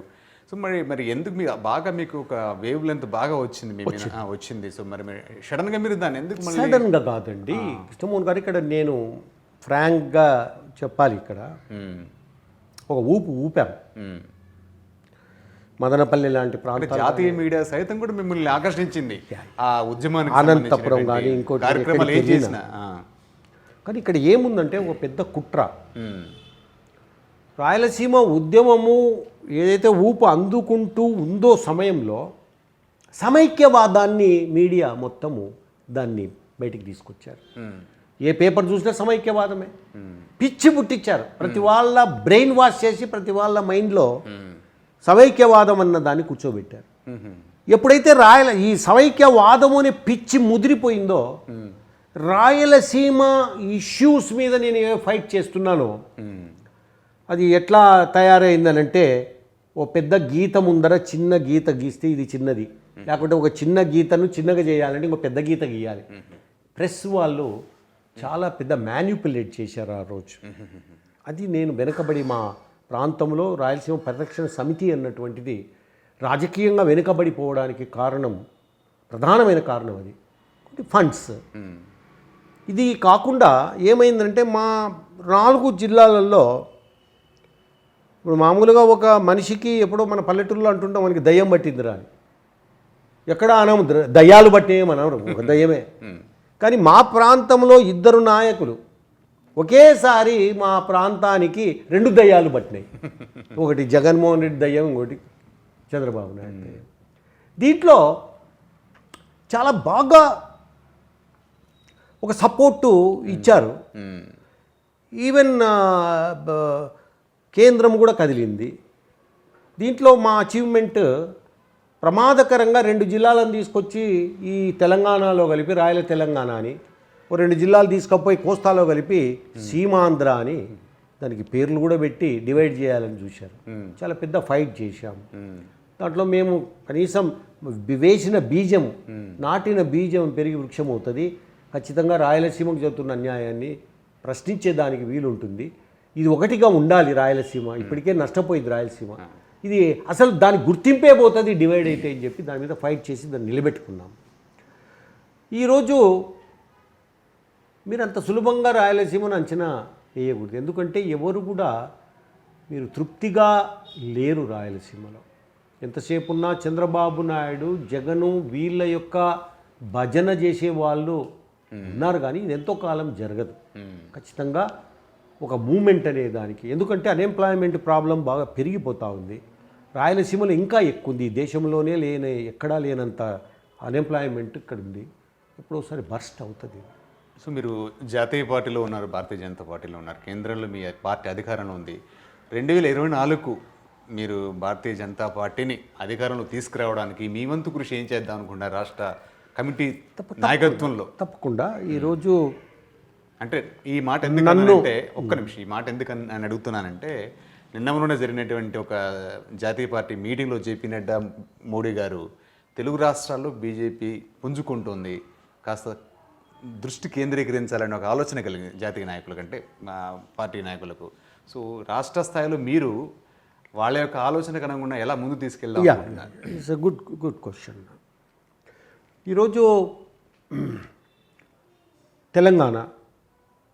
తెలంగాణలో బీజేపీ చాలా బాగా పికప్ అయింది, చాలా బాగా. ఎందుకంటే దుబాక్ ఎలక్షన్ కావచ్చు, హుజూరాబాద్ అక్కడి నుంచి వచ్చినటువంటి మున్సిపల్ ఎన్నికలు కానీ, దుబాక కానీ, లేకపోతే స్ట్రాటజీస్లో రాంగ్. కేసీఆర్ గారు స్ట్రాటజీస్లో చాలా తప్పు విధానాలు, పొలిటికల్ డెసిషన్స్ కాకుండా ఇంకా ఏముంది ఈ రాష్ట్రము నా పట్టా, నేనే దీనికి సొంతము, రాజును అన్నటువంటి పద్ధతిన వెళ్ళాడు. ఈటెల రాజేంద్రను రెచ్చగొట్టకుండా మరి ఆయనకు ఇచ్చే గౌరవం ఇచ్చింటే నీకు ఈటెల రాజేంద్ర అక్కడ హుజురాబాద్లో గెలిచే పరిస్థితి లేదు. ఇంత పెద్దగా మరి బీజేపీ ఒక పీక్ స్టేజ్లోకి వెళ్ళిపోయారు ఈ ఎన్నికలతో. There is a hope. ఎందుకంటే ఇప్పుడు నెక్స్ట్ ఆల్టర్నేటివ్ బీజేపీ వైపే చూస్తున్నారు. అంతేగాని ఇది మన రేవంత్ రెడ్డి లేకుంటే కాంగ్రెస్ అది అయ్యేది కాదు, పోయేది కాదు. There are only 2 parties. One is KCR, another జాతీయ పార్టీ అనేటువంటి భాజపా. రెండే ఉండేది ఇక్కడ. అంటే జనరల్గా ప్రజలు కొంతకాలం అధికారం ఇచ్చిన తర్వాత మార్పు కోరుకుంటారు. తప్పకుండా ఆ మార్పు కోరుకునే టైంలో ఏ పార్టీకి ఇస్తే బాగుంటుంది? కేంద్రంలో బీజేపీ అధికారంలో ఉంది, రాష్ట్రంలో కూడా బీజేపీ ఉంటే ఏం చేస్తారో చూద్దాం, అది కూడా ఒకసారి అవకాశం ఇద్దామన్నా.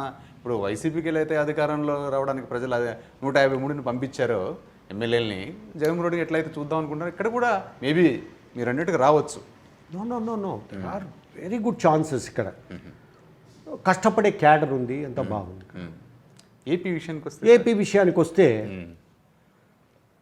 అంటే నా పర్సనల్ ఉద్దేశాలు చెప్పండి ఇంకా వీల్లేదు. ఒక పార్టీలో ఉన్నాను. నాకు ఇప్పుడు బాధ్యత ఏమేనంటే రాయలసీమకు కన్వీనర్గా పెట్టారు నన్ను. 4 జిల్లాలకు కలిపి ఒక కన్వీనర్గా పెట్టారు. నేను ఒక ఉద్యమకారునిగా కావచ్చు, లేకపోతే వివిధ రకాలైన యాంగిల్స్లో చూసి అనుభవం మీకు ఉంది, పెట్టిండొచ్చు. దీంట్లో ఇరిగేషన్ ప్రాజెక్ట్స్ విషయంలో సలహాలు ఇచ్చేదానికి, లేకపోతే ఆ ప్రాంతంలో వలసలు ఆగేదానికి ఏ చర్యలు తీసుకోవాలి, ఎట్లా అన్ఎంప్లాయ్మెంట్ ప్రాబ్లమ్ను సాల్వ్ చేయాలి, ఇటువంటి సలహాలు ప్రజల కోసం, ప్రాంతం కోసం ఇచ్చేదానికి నా దగ్గర కొంతవరకు ఐడియాస్ ఉండొచ్చని మరి ఏమన్నా అంచనా వేశారేమో. ఒక కన్వీనర్గా పెట్టారు, అనౌన్స్ చేశారు. ఈరోజు స్టేట్లో వాస్తవంగా బీజేపీ మోడీ గారి యొక్క ఒక ఇమేజ్ నుంచి పెరగాలి.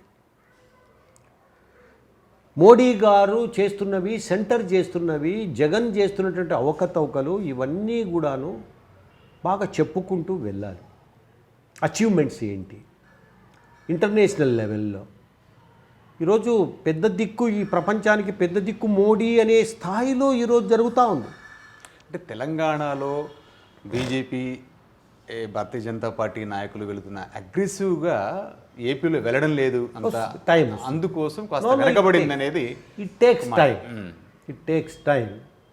ఖచ్చితంగా భాజపా పార్టీ యాజ్ ఇట్ ఈజ్గా ఇప్పుడు చూస్తే తెలుగుదేశం కంటే 100 రెట్లు స్ట్రాంగ్గా ఉంది అక్కడ.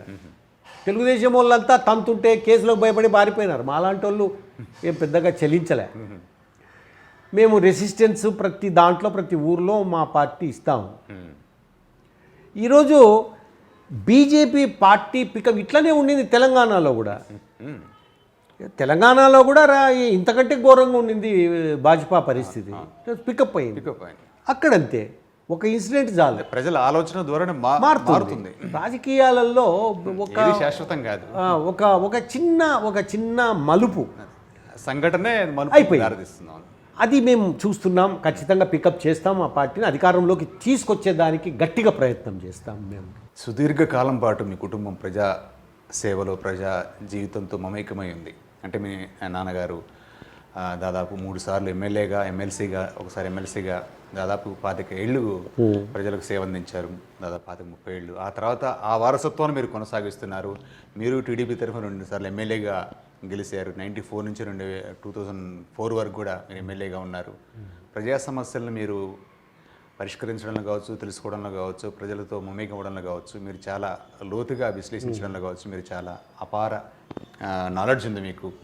అయితే ఇప్పుడు ఉన్నటువంటి ఈ సిచ్యువేషన్ ఏదైతే ఇప్పుడు మనం చూస్తున్నామో రాజకీయంగా, అంటే మీరు ఆ కాలం నుంచి, మీ నాన్నగారి కాలం నుంచి ఇప్పుడు పొజిషన్ను చూస్తూ వస్తున్నారు కాబట్టి గత 30-40 ఏళ్ళుగా భవిష్యత్తులో ఒక కామన్ మ్యాన్ ఎలా కోరుకుంటే బాగుంటుంది అనుకుంటారు? అంటే ఒక కామన్ మ్యాన్కి పరిపాలన ఎలా అందిస్తే బాగుంటుందని కోరుకుంటున్నారు?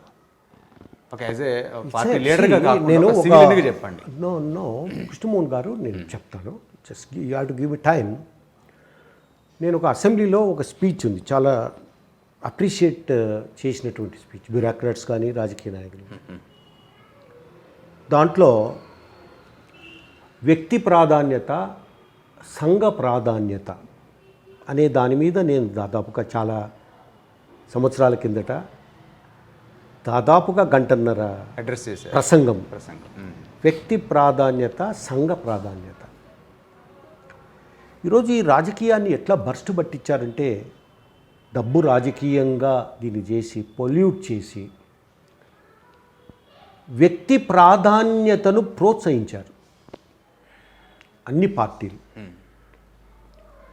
ఈరోజు ఒకటి నేను చెప్పేది ఏమంటే, గతంలో ఒక ఊరికి అందరూ కలిసిపోయి మా ఊరికి ఇది కావాలి, మా ఈ ప్రాంతానికి ఇది కావాలి, ఒక హాస్పిటల్, లేకపోతే ఒక బ్రిడ్జ్, లేకపోతే ఒక కెనాల్ సిస్టమ్, లేకపోతే ఈ ఊరికి irrigation water, health problems, school, లేకపోతే కాలేజ్, లేకపోతే ఒక పెద్ద ఇండస్ట్రియల్ ఇది ఒక ప్లేస్ ఎక్కడైనా లొకేట్ చేయండి.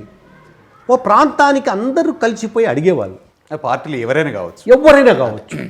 నేను ఒకటే సమస్య ఉంది కాబట్టి ఆ సమస్య కోసం ఏకమై దాన్ని పరిష్కరించడానికి మీరు ఇప్పుడు ఏమైపోతుంది, దట్ ఈస్ సంఘ ప్రాధాన్యత. సంఘ ప్రాధాన్యత అన్నటువంటిది సర్వనాశనం చేసి పెట్టి ఆ ప్రియారిటీని వ్యక్తి ప్రాధాన్యతకు పెద్ద పీట వేసే పరిస్థితి ఈరోజు ఈ పార్టీలు చేస్తూ ఉన్నాయి. ఈరోజు 10,000 ఒకరికి ఇస్తున్నా, అమ్మఒడి, ఇంకోటి చేస్తే సైకిల్ కొని, ఇవన్నీ వ్యక్తి ప్రాధాన్యతలు. ఇవి సంఘ ప్రాధాన్యత అన్నటువంటిది ఈరోజు ఆంధ్రప్రదేశ్లో లోపించింది. మళ్ళీ తిరిగి ప్రజలంతా కలిసి మన సంఘం, మన రాష్ట్రం, మన దేశం, దీనికోసం డిమాండ్ అందరూ కలిసి చేసే పరిస్థితికి రావాలి. అందరూ మూలకు కూర్చున్నారు. దీని మీద చాలా మంచి స్పీచ్ అది. ఇప్పుడు జ్ఞాపకం వస్తూ ఉంది నాకు మీరు అడిగిన క్వశ్చన్ వల్ల. నథింగ్, ప్రజలలో మార్పు రావాలి. ప్రజలలో మార్పు వచ్చి సంఘ ప్రాధాన్యత అన్న దానికి పెద్దపీట వేసినప్పుడు ఈ రాష్ట్రం, ఈ దేశం ముందుకు పోతుంది తప్ప నాకేమిస్తావు, నాకు ఎన్ని వస్తాయి. అరే, గ్రాడ్యుయేట్స్ కాన్స్టిట్యువెన్సీలో I was so surprised. Education ఉంటే కనుక డబ్బుకు అమ్ముడుబోరు అని అనుకున్నాను నేను. కానీ గ్రాడ్యుయేట్స్ కాన్స్టిట్యువెన్సీలో అందరు గ్రాడ్యుయేట్స్ ఓటర్స్. మేము 10 మంది ఉన్నాము, మాకు ఎన్ని వేలు ఇస్తావు ఈ 10 మందికి అని పోయి డిమాండ్ చేసి డబ్బులు క్యాండిడేట్ దగ్గర తీసుకునే స్థాయిలో గ్రాడ్యుయేట్స్ కూడా ఉంటే దెర్ ఈజ్ నో హోప్ అండి. డెమోక్రసీ అనేది సర్వైవ్ కాదు. సో నేను ఏదైతే కోరుకుంటున్నానో నథింగ్, వ్యక్తి ప్రాధాన్యత తగ్గి సంఘ ప్రాధాన్యత. నా ఊరికి ఏం కావాలి, నా తాలూకాకి ఏం కావాలి, నా జిల్లాకి ఏం కావాలి, నా ప్రాంతానికి ఏం కావాలి అని అందరూ కలిసి అడిగే స్థాయికి మరొక్కసారి రావాలి అన్నటువంటి కోరుతున్నాను నేను. అప్పుడు వచ్చినప్పుడే ఈ దేశం బాగుపడింది. అంటే ఆ దిశగా ప్రజల్లో మార్పు రావాలి. అది వస్తుంది తప్పనిసరిగా వస్తుంది. ఇప్పుడు చూడండి వ్యాక్సినేషన్, ఇప్పుడు వ్యాక్సినేషన్ మొత్తము కూడా రెస్పాన్సిబిలిటీ అంతా దేశంలో ఉన్నటువంటి పరిస్థితులను అన్నిటి కూడా మోడీ గారే మానిటర్ చేశారు. ఫ్రీ వ్యాక్సినేషన్ ఎక్కడా లేదు ఈ ప్రపంచంలో. 2 వ్యాక్సిన్స్ చాలామందికి ఇచ్చేశారు. ఒక డ్రైవ్ ఎట్లా ఉందంటే ఇది ఒక పులి ఏదో ఊరి మీద పడుతూ ఉంటే దాన్ని ఎవడో చంపేశాడు. చంపితే ఎవడో ఇప్పుడు జగన్మోహన్ రెడ్డి లాంటి వాళ్ళు ఆ చచ్చిపోయిన పులి కూరలు వీకపోయి రాజు చూపించిన అంటే నేనే చంపింది వేరేవాడు. అట్లా మోడీ గారు చేసి పెడితే వీళ్ళంతా వాళ్ళ క్రెడిట్ వీళ్ళు తీసుకునే పరిస్థితికి వచ్చింది. నేను ఒకటి, మోడీ గారే లేకపోతే కొన్ని లక్షల మంది చచ్చిపోయేవాళ్ళు. ఈ రకంగా సర్వైవల్ ఉండేది కాదు. మీరు నేను ఈ రకంగా మాస్కులు తీసేసి మాట్లాడే పరిస్థితి ఉండేది కాదు. ఎందుకంటే వ్యాక్సిన్ వేసుకున్నాం కాబట్టి కూర్చొని మాట్లాడేది. కేసులు తగ్గిపోయినాయి.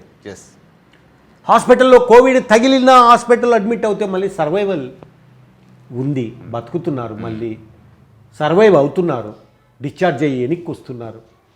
ఈరోజు అమెరికాగా ఫెయిల్ అయిపోయింది, చైనా ఫెయిల్ అయిపోయింది, రష్యా అట్టర్ ఫ్లాప్ అయిపోయింది, జపాన్ ఫ్లాప్ అయిపోయింది. ఇవన్నీ దేశాలు చాలా చాలా అభివృద్ధి చెందిన దేశాలు. అదే మళ్ళీ అక్కడ ఒక కొత్త వేరియంట్స్ రావడం, రష్యాలో కావచ్చు, చైనాలో కావచ్చు, ఇవన్నీ కూడా బ్రిటన్లో కూడా కానీ పూర్ నేషన్ అయినా 135 కోట్ల జనాభా ఉన్నా దాదాపు ఇప్పటికి 110 కోట్లు చాలా చక్కగా తీసుకొచ్చారు కృష్ణమోహన్ గారు. ఇప్పుడు ఒకటి మోడీ గారి ప్రాణాలు కాపాడినటువంటి వాడు. ఈ కోవిడ్ టైంలో ఇంకొకడు గనక ప్రధానమంత్రి ఉంటే ఈ దేశంలో 100 కోట్ల మంది చచ్చిపోతారు, ఒక 35 కోట్ల మంది వాడు కూడా బారిపోయి ఏదో ప్రమాదంలో ఉండేవాళ్ళు. మనం కౌంట్ అయితే చేయలేం కానీ ప్రమాదంలో.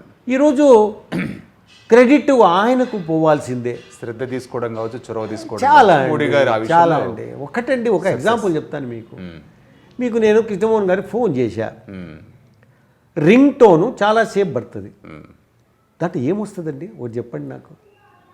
మాస్క్ వేసుకో, ఇంకా తగ్గలేదు, ఈ యొక్క కోవిడ్ తగ్గిందని మీరు అజాగ్రత్తగా ఉండొద్దు, డిస్టెన్స్ మెయింటైన్ చేయి, కోవిడ్ నామ్స్ను పాటించు, ప్రికాషన్స్ తీసుకోండి అని ఫోన్ లేనోడు ఎవడు లేడు. రింగు తర్వాత వస్తుంది. This is all a strategy.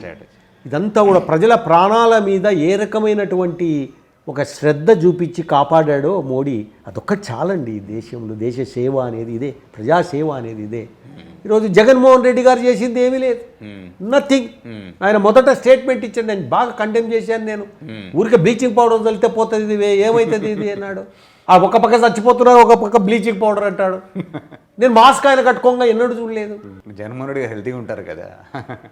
హెల్త్కి ఏంది, పైల్మాన్లు చచ్చిపోయారు, అంటే పెద్ద రెజ్లర్స్ చచ్చిపోయారు, ఒలింపియాడ్స్ చచ్చిపోయారు.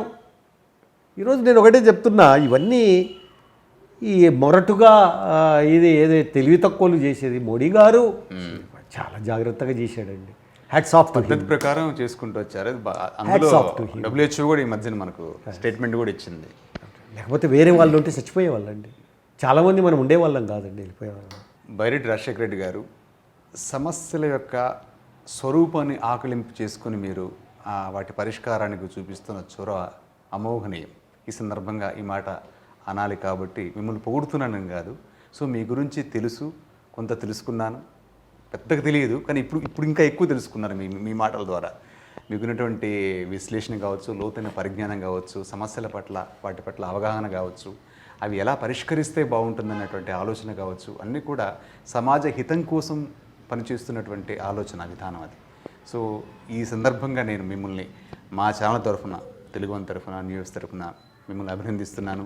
మీరు మరింతగా ప్రజలకు సేవ అందించాలని, ఇలా మీ ఆలోచన ధోరణి ఏదైతే ఉందో దానికి అనుగుణంగా పరిపాలన సాగాలని, భవిష్యత్తులో మీ పార్టీ ఏదైతే ఉందో భారతీయ జనతా పార్టీ అధికారంలోకి వస్తే అటు రాయలసీమని సస్యశ్యామలు చేయడం కావచ్చు, మిగతా ప్రాంతాలను ఆంధ్ర ప్రాంతాలు సస్యశ్యామలు చేయడం కావచ్చు, పక్కన అన్నదమ్ముల్లా కలిసినటువంటి తెలంగాణ ప్రాంతానికి నిధులు ఇచ్చే విషయంలో కావచ్చు, ఇక్కడ ఏమీ ఒక కావడి కుండల్లాగా మనం కలిసి ఉంటున్నాం కాబట్టి ఇరు ప్రాంతాలని అభివృద్ధి పరచడంలో మీ వంతు పాత్ర పోషిస్తారని నేను మనస్ఫూర్తిగా కోరుకుంటూ నమస్కారం అండి.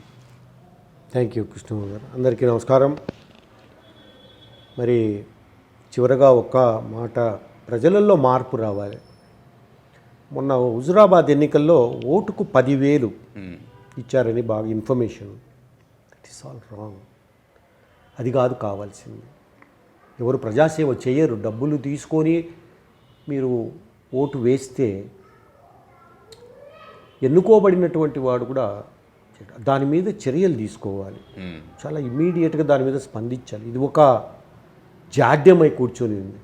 ఈరోజు యూపీ కానీ బీహార్ కానీ 2 లక్షల రూపాయలు చేతుల్లో ఉంటే ఎమ్మెల్యే కావచ్చు, అక్కడ 10 లక్షల రూపాయలు ఉంటే ఎంపీలు కావచ్చు.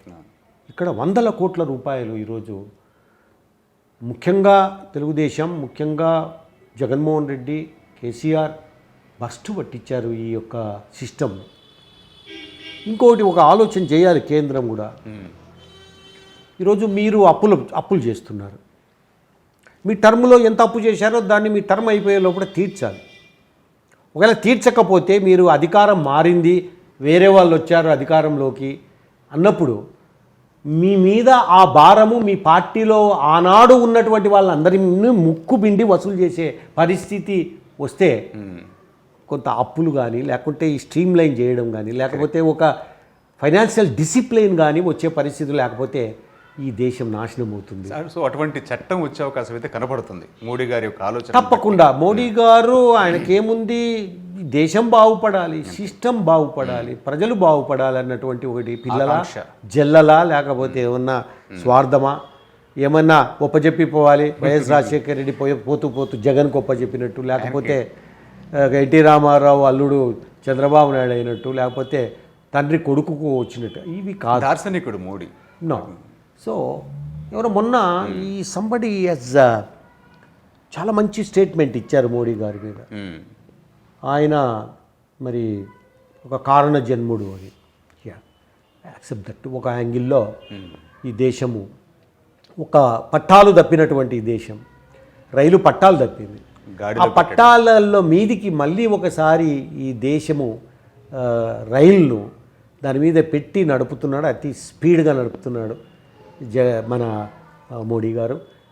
ఆయన నాయకత్వంలో ఈ దేశం కాపాడబడుతుంది, ప్రజల ప్రాణాలు కాపాడబడతాయి, ఫైనాన్షియల్ డిసిప్లిన్ వస్తుంది, అన్ఎంప్లాయ్మెంట్ ప్రాబ్లం పోతుంది, ఇండస్ట్రీస్ వస్తాయి, ఎక్స్పోర్ట్స్ పెరుగుతాయి, ఫారిన్ రిజర్వ్స్ వస్తాయి.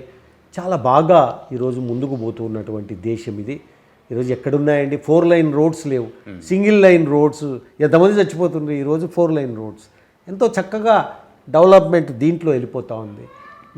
ఎక్కడ ఏ ప్రాంతం చూసినా ఈరోజు మెట్రో రైల్స్ కానీ ఇవన్నీ కూడా మార్పు వస్తూ ఉంది. బుల్లెట్ ట్రైన్స్ కానీ చాలా మార్పులు వస్తూ ఉన్నాయి. ఇట్లా లేదు ఈ దేశం. మోడీ గారు ప్రధానమంత్రి కాకముందు ఈ దేశం ఇట్లా లేదు. ఒకసారి మనం వెనక్కు తిరిగి చూడాలి. అన్ని రంగాలలో ముందుకు తీసుకెళ్ళాడు. అది ఇంకా చాలా హోప్ ఉంది. దాన్ని ముందుకు తీస్తే దేశ రక్షణ. ఈరోజు చైనా అందరూ బెదిరించేవాళ్ళు, ఈరోజు చైనా వాడు తోక ముడుచుకొని ఊకున్నాడు అంటే ఏంటి మోడీ వల్లే. లేకపోతే ఎప్పుడో ఢిల్లీకి వచ్చి ఆక్రమించుకునేవాడు. వాడు జీపింగ్ అనేవాడు, వాడు హిట్లర్ కంటే పెద్ద దుర్మార్గుడు. వాడు దుర్మార్గుడు. వాడు మరి వేరే పనిలే. అంటే అక్కడ వ్యవస్థ మొత్తం చేతుల్లో పెట్టుకొని మాట్లాడడానికి. పాకిస్తాన్ వాడు క్రికెటర్, ఇప్పుడు ప్రధానమంత్రి, వాడు ఏదో ఫాస్ట్ బౌలింగ్ చేసినట్టు చూస్తున్నాడు వాడు రాజకీయాన్ని కూడా. తాలిబాన్లు ఒక వైపున కాశ్మీరీ ఉగ్రవాదులు. ఈ సమస్యలు సమన్వయం చేసుకుంటూ మోడీ చేస్తూ వేరేవాడు ఎవడైనా వేలెత్తి చూపకుండా, వేరేవాడు ఎవరు ప్రధానమంత్రి ఉన్నా ఓకే ఈ దేశము పాకిస్తాన్కో, చైనాకో, లేకుంటే ఇప్పుడు దివాలా తీస్తున్న శ్రీలంకకో, బంగ్లాదేశ్కో అమ్మి పారేసేవాళ్ళు. అటువంటిది ఒక క్యారెక్టర్తో, ఒక డిసిప్లైన్తో నడుపుతూ ఉన్నారు మోడీ గారు. ఆయన నాయకత్వం కింద ఆంధ్రప్రదేశ్లో కూడా ఖచ్చితంగా భాజపా పికప్ అవుతుంది. జగన్మోహన్ రెడ్డి గారు ఖచ్చితంగా ఈజ్ కౌంటింగ్ ఈజ్ డేస్. రాజకీయంగా తప్పనిసరిగా బీజేపీనే ఎక్కడ మరి జెండా ఎగరవేస్తుంది. మేమంతా కష్టపడతాం. మీరు విశ్వసిస్తున్నటువంటి పరిపాలన తప్పకుండా ఈ దేశంలో, రాష్ట్రంలో ఉండాలని మనస్ఫూర్తిగా కోరుకుంటున్నానండి. నమస్కారం. నమస్కారం. ఇలాంటి మరిన్ని వీడియోలు కావాలని కోరుకుంటున్నారా? అయితే పక్కనే ఉన్న గంట సింబల్ను క్లిక్ చేయండి. అలాగే సబ్స్క్రైబ్ చేయండి.